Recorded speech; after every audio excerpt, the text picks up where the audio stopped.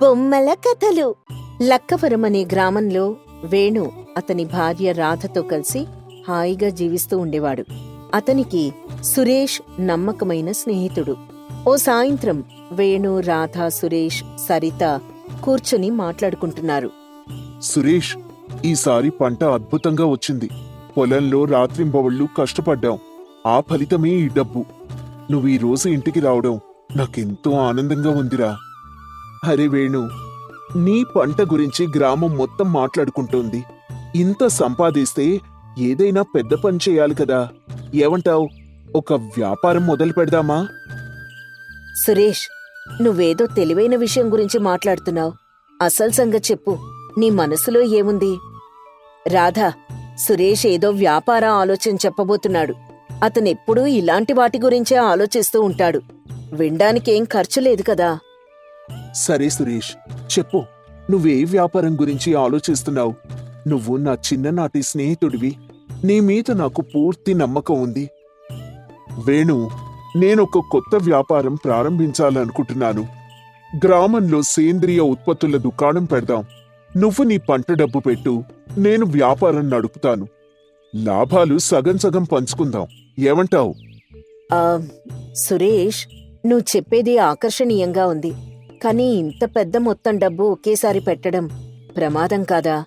మన గ్రామంలో సేంద్రియ దుకాణం ఎవ్వరూ పెట్టలేదు. జనం కొంటారని నీకెలా తెలుసు? రాధా, నువ్వు నీ ఆలోచన వదిలే. నేను పట్టణంలో అంతా ఆరా చేశాను. సేంద్రియ ఉత్పత్తుల వ్యాపారాల లాభాలు ఆకాశాన్ని తాకుతోంది. వేణు, నువ్వు నాకు 2 లక్షలివ్వు. నేను దుకాణం సిద్ధం చేస్తాను. 6 నెలల్లో నీ డబ్బు రెట్టింపవుతుంది. సరే సురేష్, నువ్వు నా సోదరుడితో సమానం. నీ మాట నమ్ముతాను. రేపుదయం బ్యాంక్ నుంచి డబ్బు తీసుకొస్తాను. నువ్వు వ్యాపారం మొదలెట్టు. వేణు, ఒక్కసారి గ్రామ పెద్దలతో మాట్లాడితే. ఇంత పెద్ద నిర్ణయం తొందరపడి తీసుకోవద్దు. మల్లయ్య గారు ఏదైనా సలహా ఇస్తారు. సరిత చెప్పింది నిజమేనండి. మనం మల్లయ్య గారితో ఒకసారి చర్చిద్దాం. 2 లక్షలంటే మామూలు డబ్బు కాదు. అరే, మీరు నన్ను నమ్మరా? నేను వేణు స్నేహితుణ్ణి. నేను మోసం చేస్తా అని అనుకుంటున్నారా? వేణు, నువ్వు నా మీద నమ్మకం ఉంచు.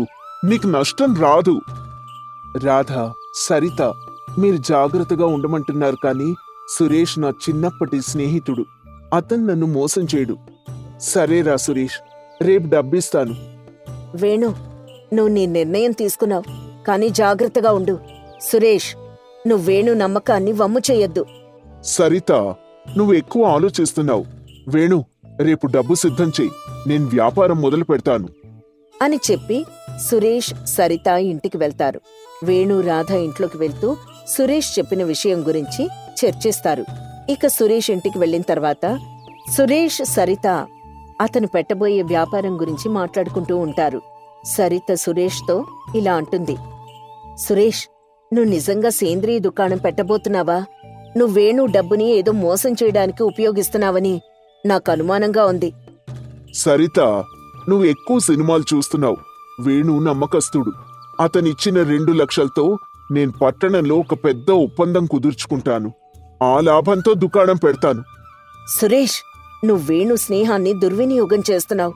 ఇది మోసం. నువ్వు ఆ ఒప్పందం గురించి వేణుకు చెప్పలేదు. నేనీ పనికి సమ్మతించను. సరిత, నువ్వు నా విషయంలో జోక్యం చేసుకోవద్దు. వేణు నాకు డబ్బిస్తాడు. నేను లాభం సంపాదిస్తాను. అతనికి కూడా కొంత ఇస్తాన్లే. ఎవ్వరికీ నష్టం లేదు. సురేష్, ఈ మోసం నీకొక రోజు భారంగా మారుతుంది. నేను రాధతో మాట్లాడి వేణుని జాగ్రత్తగా ఉండమని చెప్తాను. సరిత, నువ్వలా చేస్తే మన కుటుంబం రోడ్డున పడుతుంది. నువ్వు నోరు మూసుకో. అంతా నేను చూసుకుంటాను. సురేష్, నువ్వు చేస్తుంది తప్పు. నీకొక రోజు ఈ మాటలు గుర్తొస్తాయి అని చెప్పి కోపంగా సరిత గదిలోకి వెళ్ళిపోతుంది. సురేష్ అదేం పట్టించుకోకుండా డబ్బు గురించి ఆలోచిస్తూ ఉంటాడు. రోజులు గడుస్తూ ఉంటాయి. 1 వారం తర్వాత చెప్పిన మాట ప్రకారం వేణు సురేష్కి డబ్బిస్తాడు. ఈ విషయం గురించి వేణు తన మరొక స్నేహితుడు కిషన్తో చెప్తాడు. కిషన్, సురేష్ టౌన్కి వెళ్ళి 1 వారం అవుతోందిరా. వాడు దుకాణం గురించి ఒక్క మాట కూడా చెప్పలేదు. నాకు భయంగా ఉంది. ఏదైనా తప్పుగా జరుగుతుందంటావా? వేణు, నువ్వు సురేష్ని ఎంత నమ్మినా అతని ప్రవర్తన కొంచెం అనుమానాస్పదంగా ఉంది. నేను పట్టణంలో అడిగితే అతనేదో పెద్ద ఒప్పందం గురించి మాట్లాడాడని తెలిసింది. దుకాణం గురించి ఎవ్వరికీ చెప్పలేదు. వేణు, నేను చెప్పాను కదా సురేష్ని నమ్మొద్దు అని. అతను మనల్ని మోసం చేశాడు. మన 2 లక్షలు తిరిగి రాకపోతే మనం రోడ్డున పడతాం. రాధా, సురేష్ నా స్నేహితుడు. వాడు నన్ను మోసం చేయడం నమ్మాను. కానీ ఇప్పుడు నాకు కూడా అనుమానంగా ఉంది. కిషన్, మనం మల్లయ్య గారితో మాట్లాడదాం. సరే వేణు, మల్లయ్య గారు న్యాయం చేస్తారు. నువ్వు రాధతో కలిసి మల్లయ్య గారి ఇంటికి వెళ్ళు. నేను సరితను కలిసి సురేష్ గురించి అడుగుతాను. కిషన్, సరిత మంచి మనిషి. ఆమె సురేష్ గురించి ఏదైనా చెప్పగలదు. వేణు, ఈసారి నా మాట విను. మల్లయ్య గారు మనకు సహాయం చేస్తారు అని చెప్పి వేణు, రాధ మల్లయ్య ఇంటికి వెళ్తారు. కిషన్ సరితను కలవడానికి వెళ్తాడు. కిషన్ సరితను తీసుకుని మల్లయ్య ఇంటికి వస్తాడు. ఏమిటయ్యా వేణు, అందరూ ఇలా వచ్చారు? మీతో ఒక విషయం గురించి మాట్లాడాలి మల్లయ్య గారు. ఏంటమ్మా, ఏమైంది? వేణు, అసలు ఏం జరిగిందో చెప్పు. మల్లయ్య గారు, నేను సురేష్ని నమ్మి 2 లక్షలు ఇచ్చానండి. వాడు సేంద్రియ దుకాణం పెడతా అని చెప్పాడు. కానీ పట్టణంలో వేరే ఒప్పందంలో డబ్బు పెట్టాడు. ఇప్పుడు నా డబ్బు గురించి ఏమీ చెప్పడం లేదు. మల్లయ్య గారు, సురేష్ మమ్మల్ని మోసం చేశాడండి. మా కష్టార్జితం ఇప్పుడు పోయింది. మీరే మాకు న్యాయం చేయాలి. వేణు, నువ్వు సురేష్ని అమితంగా నమ్మావయ్యా. సరిత, నీకు సురేష్ గురించి ఏమైనా తెలుసా? మల్లయ్య గారు, సురేష్ వేణు డబ్బు తీసుకుని పట్టణంలో ఒక అనిశ్చిత ఒప్పందంలో పెట్టాడు. అతనికి దుకాణం పెట్టే ఉద్దేశం లేదు. నేను ఆపడానికి ప్రయత్నించాను, కానీ అతను నా మాట వినలేదు. వేణు, రాధ, నన్ను క్షమించండి. సురేష్ ఇలాంటి పని చేశాడంటే నమ్మాలనిపించటం లేదమ్మా. ఇంతకాలం మంచిగా ఉండి ఇంత దారుణానికి ఒడికడతాడా? మల్లయ్య గారు, సురేష్ని గ్రామంలోకి రప్పించాలి. అతను వేణు డబ్బు తిరిగి ఇవ్వాలి. గ్రామ యువకులు నాతో ఉన్నారు. మేమతన్ని తీసుకొస్తాం. సరే కిషన్, నువ్వు గ్రామ యువకులతో కలిసి సురేష్ ఎక్కడున్నా సరే తీసుకురా. నేను గ్రామస్తులతో మాట్లాడి న్యాయం చేస్తాను అని చెప్పడంతో కిషన్, గ్రామంలోని మరికొందరు యువకులు కలిసి సురేష్ని పట్టణం నుంచి గ్రామానికి తీసుకొస్తారు. ఆ మరుసటి రోజు ఉదయం గ్రామ చౌరస్తాలో అందరూ సమావేశమవుతారు. సురేష్, నువ్వు వేణు స్నేహాన్ని దుర్వినియోగం చేశావు. అతని 2 లక్షలు తీసుకొని మోసం చేశావు. నమ్మిన స్నేహితుణ్ణి మోసం చేయడానికి నీకసలు మనసెలా వచ్చింది? మల్లయ్య గారు, నేను మోసం చేయాలనుకోలేదు. పట్టణంలో ఒప్పందం కుదిరితే వేణు డబ్బు రెట్టింపు చేసి ఇచ్చేవాణ్ణి. కానీ ఆ ఒప్పందం విఫలమైంది. నా దగ్గర ఇప్పుడు డబ్బు లేదు. ఏంటి సురేష్ నువ్వు చెప్పేది? ఆ రోజు అతను నమ్మకస్తుడు అని చెప్పావు కదా. లేదు సరిత, నేను కూడా మోసపోయాను. చూసావా, అన్యాయంగా ఒకళ్ళని మోసం చేస్తే ఆ పాపం ఊరికే పోదు సురేష్. సురేష్, నువ్వు నా స్నేహాన్ని మోసం చేశావు. నువ్వు దుకాణం పెడతా అని చెప్పావు. ఇప్పుడు నా 2 లక్షలెక్కడా? నువ్వు నన్ను రోడ్డున పడేశావు. సురేష్, నీ తెలివి నిన్నెక్కడికి తీసుకెళ్ళింది? మా కుటుంబం నాశనం అయ్యేలా చేశావు. నీకు బుద్ధి ఎప్పుడొస్తుంది? ఇప్పుడు మా డబ్బు ఎలా తిరిగి కడతావు? వేణు, రాధ, నన్ను క్షమించండి. నేను సురేష్ని ఆపలేకపోయాను. నేను మీకు సహాయం చేస్తాను. నా ఆభరణాలమ్మి కొంత డబ్బిస్తాను. సురేష్, చూసావా, నీ ఒక్కడి వలన ఎంతమంది ఇబ్బంది పడాల్సి వస్తోందో. ఏదో స్నేహితుడివి అని నమ్మితే చచా. అసలు స్నేహం మీద నమ్మకం లేకుండా చేశావు. సురేష్, నువ్వు వేణు డబ్బు 1 నెలలో తిరిగివ్వాలయ్యా. లేకపోతే గ్రామం నిన్ను పోలీసులకు అప్పగిస్తుంది. సరిత, నువ్వు సురేష్ ఈ బాధ్యత నిర్వర్తించేలా చూడు. మల్లయ్య గారు, నేను తప్పు చేశానండి. 1 నెలలో వేణు డబ్బు తిరిగిస్తాను. నన్ను క్షమించండి. సురేష్, నువ్వు నా స్నేహాన్ని కోల్పోయావు. కానీ నువ్వు డబ్బు తిరిగిస్తే నేను నిన్ను క్షమిస్తాను. నీ తెలివి నిన్ను ఈ దారికి తీసుకొచ్చింది చూడు. గ్రామస్తులారా, ఈ సంఘటన మనకు ఒక పాఠం. స్నేహాన్ని నమ్ముకోవడం మంచిది, కానీ జాగ్రత్తగా ఉండాలి. తెలివి మోసంగా మారినప్పుడు అది విధ్వంసం తెస్తుంది. మనం ఐక్యంగా నిలిచి న్యాయం కోసం పోరాడాలి. గ్రామస్తులారా, సురేష్ తప్పు చేశాడు. కానీ నేను మీ అందరి సహాయంతో అతన్ని మార్చడానికి ప్రయత్నిస్తాను. వేణు, రాధ, మీ డబ్బు నేను తిరిగి ఇప్పిస్తాను. మల్లయ్య గారు, మన గ్రామం ఐక్యత వల్ల వేణు న్యాయం పొందాడు. ఇకపై ఎవ్వరూ మనల్ని మోసం చేయలేరు. అవును, ఇకనైనా స్నేహం ముసుగులో మోసాలు మానేయండి అని చెప్పడంతో అంతా ఇంటికి వెళ్తారు. రోజులు గడుస్తాయి.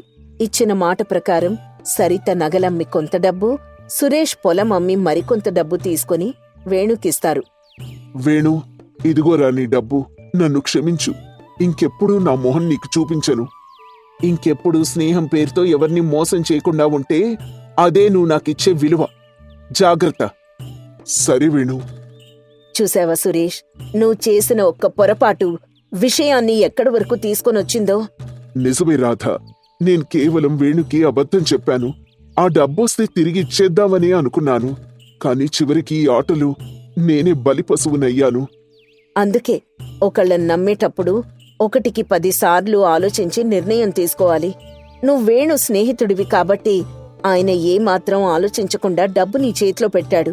చూడిప్పుడు ఏమైందో. మీ ఇద్దరూ నన్ను క్షమించాలి. ఇకపై ఎప్పుడూ నేనిలాంటి తప్పులు చేయను. కష్టపడి డబ్బు సంపాదిస్తాను అని చెప్పి అక్కడి నుంచి వెళ్ళిపోతాడు సురేష్. ఆ తర్వాత నుంచి అతను కష్టపడి సంపాదించేవాడు. వేణు, రాధ కూడా అందర్నీ నమ్మకుండా వాళ్ల పని వాళ్ళు చేసుకునేవాళ్లు. శ్రీవాణిపాలెం అనే ఓ అందమైన పల్లెటూరు ఉండేది. ఆ ఊర్లో శంకరయ్య అనే రైతు తన భార్య వెంకటలక్ష్మి, కూతురు రమణితో కలిసి జీవిస్తూ ఉండేవారు. శంకరయ్య ఓపిక, సహనానికి పెట్టింది పేరు. అలా ప్రశాంతంగా వారి జీవనం గడిచిపోతూ ఉండేది. ఇంతలో శంకరయ్యకు తన బావ రంగయ్య నుంచి ఓ ఉత్తరం వస్తుంది. ఏమేవ్ లక్ష్మి, ఏం చేస్తున్నావు? కూరగాయలు తరుగుతున్నానండి. ఏంటి విషయం? మరేం లేదే, మరో 2 రోజుల్లో మా అక్క బావ కుటుంబంతో సహా ఇక్కడికి వస్తున్నారట. అక్క, బావానా? కొంపదీసి ఆ ముదినేపల్లి రంగయ్య అన్నయ్య, లీలావతి వదిన గురించేనా ఏంటి మీరు మాట్లాడేది? అవునే, వాళ్లే. అయినా అంత సరిగ్గా ఎలా చెప్పావు? అమ్మో, కిందటిసారి వాళ్ళు వచ్చినప్పుడు చేసిన హడావిడి అంతా ఇంత కాదండి. దాన్నెలా మర్చిపోతాను? అబ్బా లక్ష్మి, ఎప్పటివప్పుడు మర్చిపోతేనే అందరికీ మంచిది. మీకేంటి, మీరు బానే చెప్తారు. వాళ్ళన్నీ మాటలు, ఆ పిల్లాడు చేసే చేష్టలు, అవన్నీ భరించేది నేను కదా. అబ్బా ఏంటమ్మా, ఎందుకలా కోపడుతున్నావు? మరో 2 రోజుల్లో ఊర్నించి మీ లీలావతి అత్తయ్య, మావయ్య వస్తున్నారట. అమ్మో, వాళ్ళా? అయిపోయాంపు. చూసారా, మీ కూతురు కూడా ఎలా అంటుందో అలా ఉంటుంది వాళ్లతో వ్యవహారం. అబ్బా వదిలే లక్ష్మి, చుట్టాలన్నాక ఎప్పుడూ ఏడాదికి ఒకసారొస్తారు. వచ్చినప్పుడు ఆత్మీయంగా పలకరించి పంపించాలి. అది మన ధర్మం. సరేలే, చేస్తా, చేయక చస్తానా అని లక్ష్మి విసుక్కుంటూనే వంట చేసుకుంటూ ఉంటుంది. అలా వారొచ్చే 2 రోజుల ముందు నుంచే తల్లి కూతుళ్ళిద్దరూ ఇల్లంతా సర్దేస్తారు. చుట్టాలొచ్చే రోజు రానే వస్తుంది. రంగయ్య తన భార్య లీలావతి, కొడుకు మోహన్తో కలిసి ఇంట్లో అడుగు పెడతాడు. రా బావరా, ఎలా ఉన్నారు? ప్రయాణం ఎలా సాగింది?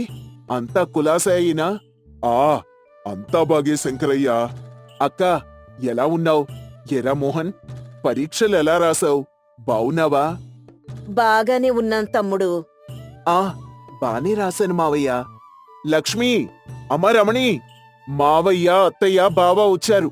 ఇలా రా, ఈ సంచులు లోపలికి తీసుకుని వెళ్ళు అని చెప్పగానే ఇంట్లో నుంచి తల్లి కూతుళ్ళిద్దరూ బయటికొస్తారు. రండదినా, రండి. ఇదేనా రావడం? అన్నయ్య, బావున్నారా? ఎరా మోహన్, చాలా పెద్దోడివి అయిపోయావురా. బాగానే ఉన్నాను చెల్లమ్మా. ఏమ్మా, ఇప్పుడా వచ్చేది బయటికి? మేం వచ్చి ఇంతసేపయింది. అంటే వదినా, అది లోపల మీకోసమే వంట సిద్ధం చేస్తున్నాను వదినా. ఆ పనిలో ఉండి గమనించలేదు. చాలే చెప్పొచ్చావు కబుర్లు. కాస్త ఇంటికి ఎవరొస్తున్నారు ఏంటి అని గమనించుకుంటూ ఉండాలి. సరే వదినా. ఏయ్ రమణి, ఆ సంచులు లోపల పెట్టవన్నానా? పిల్లనెందుకు లక్ష్మి కసురుకుంటావు? పెడుతుందిలే. ఎరా మోహన్, గుర్తుందా? నీ మరదలు రమణిరా. ఓ, ఎలా ఉన్నావు రమణి? రమణి ఏం మాట్లాడకుండా మౌనంగా ఉండిపోతుంది. మాట్లాడమ్మా, బావే కదా, అలా మౌనంగా ఉండిపోతే ఎలా? ఆ బావున్నాను బావా. ఏం లక్ష్మి, పిల్లక్ కనీసం పలకరించడం, మర్యాద చేయడం కూడా నేర్పించలేదా ఏంటి? "అ, అంటే వదినా, అది అది" అని లక్ష్మి శంకరయ్య వైపు కోపంగా చూస్తుంది. ఆ సరే సరే, భోజనం చేసే వేళయింది కదా, పదండి తింటూ మాట్లాడుకుందాం. రా బావా, వెళ్దాం. హా, సరే శంకరయ్య, పద వెళ్దాం. అని అంతా లోపలికి వెళ్లి హాయిగా భోంచేస్తారు. లీలావతి మాత్రం ఆ ఇంటి ఆడబడుచు పెత్తనం చెలాయిస్తూ ఉంటుంది. కూరలకు ఏదో ఒక వంకలు పెడుతూనే ఉంటుంది. ఇక భోజనం తర్వాత వాళ్ళంతా విశ్రాంతి తీసుకోవడానికి వెళ్తారు. అప్పుడు లక్ష్మి, చూసారా మీ అక్క ఎన్నేసి మాటలంటోందో. పైకలా అంటుంది కాని మా అక్క మనసు బంగారమే. దానికి నువ్వన్నా రమణి అన్నా ఎంత ఇష్టమో తెలుసా? అంతేలే, ఎంతైనా అక్క కదా, నన్ననే మాటలు నీకెందుకు వినిపిస్తాయిలే. అబ్బా, అలా ఏం కాదులేవే. ఏదో 4 రోజులు ఊర్లో ఉండడానికొచ్చారు, మళ్ళీ వెళ్ళిపోతారు కదా, కాస్త ఓపిక పట్టు. సర్లేండి, ఆమె ఏం మాట్లాడినా మౌనంగా ఉండాలి, అంతే కదా. ఉంటాన్లేండి, నాకేం కొత్త కాదు కదా అని కోపంగా అక్కడి నుంచి వెళ్ళిపోతుంది లక్ష్మి. అలా ఆ రోజు గడిచిపోతుంది. ఆ మరుసటి రోజు ఉదయం నిద్ర లేచిన తర్వాత, లేచారా వదినా? రాత్రి నిద్ర బాగా పట్టిందా? ఏం నిద్ర పట్టడమో ఏమో, ఇల్లంతా ఒకటే దోమలు. అదే మా ఇంటికైతే బయట గుమ్మం నుంచే మొత్తం దోమతెర ఉంటుంది. అదేలే వదినా, ఏం చేస్తాన్లే, సర్దుకోక తప్పుతుందా? సరే వదినా, మీరు వెళ్ళి స్నానం చేసిరండి, నేను పలహారాలు సిద్ధం చేస్తాను అని చెప్పడంతో ఆమె అక్కడి నుంచి వెళ్ళిపోతుంది. ఇక బయట శంకరయ్య, రంగయ్య మాట్లాడుకుంటూ ఉంటారు. ఏం శంకరయ్య, ఎలా సాగుతున్నాయి నీ పొలం పనులు? ఆ బాగానే ఉన్నాయి బావా. ప్రస్తుతం ఎండాకాలం కదా, నీటి వల్లే కాస్త ఇబ్బంది, అంతే. పొలంలో నువ్వే ఒక మోటార్ బిగించే శంకరా అంటే వినవు కదా. బిగిస్తాలి బావా. అని వారిద్దరూ మాట్లాడుకుంటూ ఉండగా లోపల్నుంచి మోహన్ కోపంగా బయటికొస్తాడు. నాన్నా, ఏంటి బాబు మోహన్, ఎందుకలా కోపంగా ఉన్నావు? నాన్నా, ఇక్కడసలు నాకు చాలా వేడిగా ఉంది, నేనుండలేను, వెళ్ళిపోతాను. అయ్యో మోహన్, అలా అంటే ఎలారా? అసలు పట్నంలో కంటే ఇక్కడే చాలా బావుంటుంది. కాకపోతే ఇప్పుడు ఎండలు ఎక్కువగా ఉన్నాయి కదా, అందుకే నీకలా అనిపిస్తుందంతే. అదంతా నాకు తెలియదు నాన్నా, నేను వెళ్ళిపోతాను. మోహన్, 4 రోజులు ఉందామనుకుని వచ్చాం కదా, మళ్ళీ ఇదేంటి? అవును మోహన్, మీరెప్పుడో ఓసారి ఊరికొస్తారు, అప్పుడే వెళ్ళిపోతాను అంటే ఎలా? 4 రోజులు ఉండి వెళ్ళు, నేనుండలేకపోతున్నాను మావయ్య. సరే, వెనక మన కొబ్బరి తోట ఉంది బాబు, అక్కడ చల్లగా ఉంటుంది, ఓసారి వెళ్ళి చూడు. రమణి, ఇలా రామ్మా అని రమణిని పిలుస్తాడు. ఏం నాన్నా, ఏం కావాలి? బావకి ఇంట్లో చాలా వేడిగా అనిపిస్తోందటమ్మా, కాస్త మన కొబ్బరి తోటలోకి తీసుకుని వెళ్ళు. నాన్నా, నేనా? పర్వాలేదులేమ్మా, తీసుకుని వెళ్ళు తల్లి. సరే మావయ్య. బావా, రా వెళ్దాం. రమణి మోహన్ని కొబ్బరి తోటలోకి తీసుకుని వెళ్తుంది. ఆ తోటలో పచ్చని చెట్లు, కాయల మధ్య గాలికి ఓ చల్లదనం ఉంటుంది. మోహన్ ఆశ్చర్యంగా ఆ తోటను చూస్తూ, ఎంత బావుందో రమణి, ఇక్కడ చాలా చల్లగా ఉంది. అసలు ఊరి వాతావరణం ఎలా ఉంటుందో ఇప్పుడే బాగా అర్థమైంది. ఆహా, బావా, నీకిప్పుడే ఊరంటే ఇష్టం మొదలైనట్టుంది కదా. ప్రతిరోజు మేమిక్కడే కాలం గడుపుతాం. ఉదయాన్నే పక్షుల గానంతో మేలుకోవడం, మేకలు, గొర్రెలతో హడావిడి, అన్నం వాసన అన్నీ ఎంతో ప్రత్యేకం. నిజమే రమణి, నేను ఊరంటే ఏదో అనుకున్నాను, కానీ ఇక్కడికి రాగానే నా అభిప్రాయం పూర్తిగా మారిపోయింది. ఇంతలో లీలావతి ఇంట్లోంచి బయటికొచ్చి చుట్టూ చూస్తూ ఉంటుంది. లక్ష్మిని పిలుస్తూ, ఓ లక్ష్మి, అమ్మా, ఎక్కడున్నావ్? చెప్పండి వదినా, ఈరోజు ఉదయం నువ్వు చేసిన మిరపకాయ బజ్జీలు మరోసారి చేస్తావా? అయ్యో, దాన్లో ఏముందొదినా, మీరడిగితే ఆ మాత్రం చేయనా?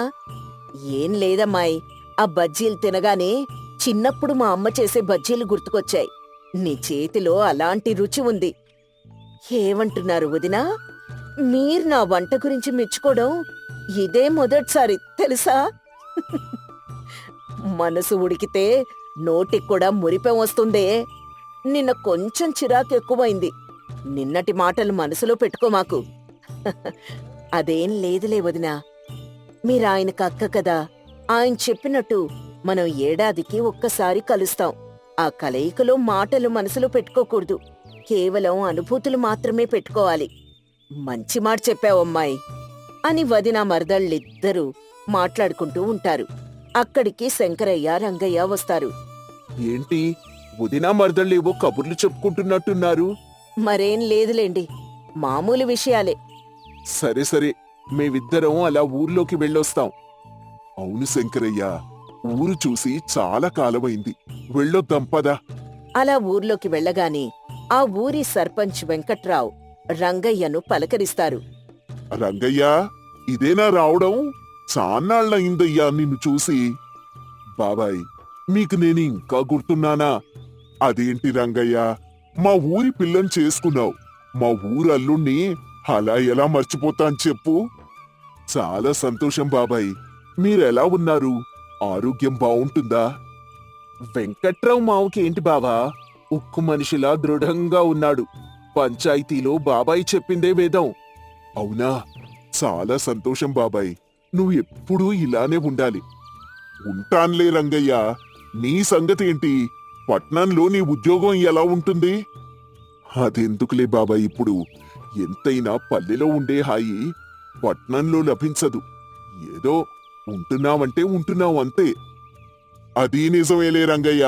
పోనీ ఇక్కడికే వచ్చి ఉండండి. నా కోరిక కూడా అదే బాబాయ్. కాని అబ్బాయి భవిష్యత్తు కోసం తప్పడం లేదు. వాడి బాధ్యత కూడా తీరిపోయాక ఊరికే వచ్చేస్తాం. ఆ మాట అన్నావు. సంతోషం రంగయ్య. మా బావ అక్కడ ఉంటున్నాడు కాని ఆయన ఆలోచనలన్నీ ఇక్కడే ఉంటాయి మావా. అవును, నాకు తెలీదా రంగయ్య గురించి? సరే సరే, నేను అలా పొలం వరకు వెళ్ళొస్తాను. జాగ్రత్త రంగయ్య, సాయంకాలం కలుద్దాం అని వెంకట్రావు అక్కడి నుంచి వెళ్ళిపోతాడు. అలా సరదాగా మరొక 2 రోజులు కూడా గడిచిపోతాయి. వాళ్ళు తిరిగి వెళ్లే రోజు రానే వస్తుంది. సరే శంకరయ్య, ఇక నేను వెళ్ళొస్తాను. ఏంటో అన్నయ్య, అసలు వచ్చినట్టే లేదు. అప్పుడే 4 రోజులు గడిచిపోయాయంటే నమ్మలేకపోతున్నాను. తప్పదుగా లక్ష్మి, వెళ్ళాలిగా మరి. అంతే అక్క, చుట్టం చూపుగా రావడం వెళ్ళడం మంచిదేలే. ఇలా ఉంటే ఇంకా అనుబంధాలు, ఆప్యాయతలు పెరుగుతాయి. సరే శంకరయ్య, ఇక మేం వెళ్ళొస్తాం అని చెప్పి వెళ్ళిపోతారు. ఏంటోనండి, వాళ్ళు వెళ్ళిపోతుంటే ఇంట్లో సందడి లేకుండా పోతోంది. అదేంటి, వాళ్ళొచ్చే ముందు చిర్రుబుర్రులాడావు, ఇప్పుడేమో ఇలా అంటున్నావు? ఏమోనండి, ఎంతైనా మనవాళ్లేగా.